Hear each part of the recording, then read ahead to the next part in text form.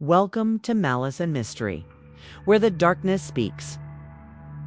Enter a world of chilling tales, eerie mysteries, and spine-tingling horror. From real-life paranormal encounters to unsolved mysteries and terrifying urban legends, we bring you the darkest stories from the shadows. Subscribe if you dare, and remember, some mysteries are better left unsolved. Encounters with skinwalkers that will haunt you. Welcome to Shadows in the Night, the podcast where we delve into the unexplained, the terrifying, and the supernatural.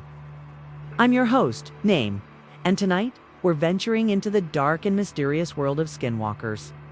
These shape-shifting entities, rooted in Navajo legend, are said to be malevolent beings capable of transforming into animals and humans alike.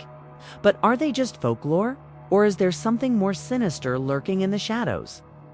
Tonight, we'll explore 3 chilling encounters with skinwalkers that will leave you questioning what's real and what's waiting just beyond the edge of the firelight. Segment 1, The Highway Encounter Host. Our first story comes from a man named Daniel, who was driving through the desolate stretches of Arizona late one night.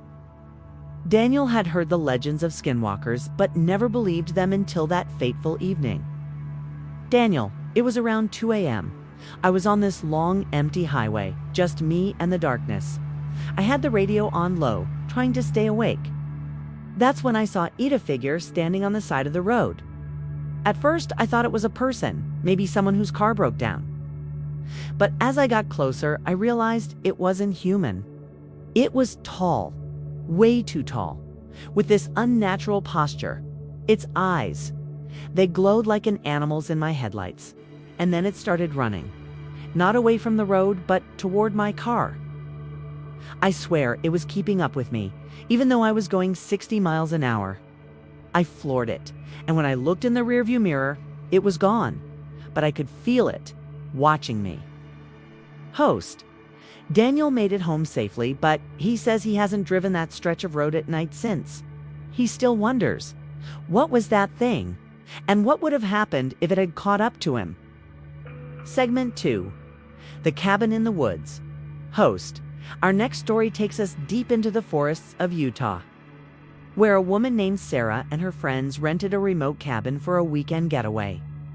What started as a relaxing trip quickly turned into a nightmare. Sarah? We were all sitting around the fire telling stories when we heard this knocking on the door. It was soft at first, almost polite, but when we opened the door, no one was there. We laughed it off, thinking it was the wind. But then it happened again and again. This time the knocking was louder, more aggressive. We looked out the windows, but it was pitch black. That's when we saw a figure standing at the edge of the tree line. It looked like a man, but its movements, they were wrong, jerky, like it was learning how to move. And its eyes, they reflected the firelight like an animal's. We locked the doors and stayed up all night, listening to it scratch at the windows. In the morning, we found tracks outside human footprints that turned into paw prints. Host Sarah and her friends left the cabin that morning and never returned. To this day, she refuses to go camping or even stay in remote areas. She believes what they encountered was a skinwalker, testing the boundaries of their fear. Segment 3, The Ranch Hand's Tale. Host. Our final story comes from a ranch hand named Miguel, who worked on a remote cattle ranch in New Mexico.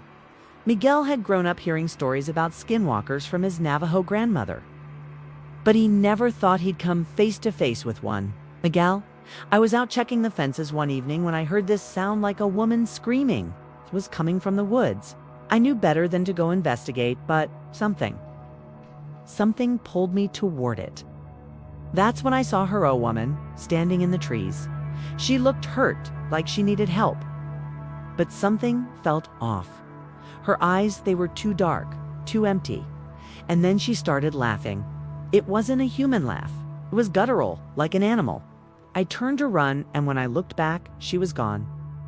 But I could hear her running alongside me in the trees. I made it back to the ranch, but the next morning we found one of the cows torn apart. There were tracks around it, human footprints, but with claws. Host Miguel quit his job soon after and moved to the city. He says he still has nightmares about that night and the thing that chased him through the woods. Host.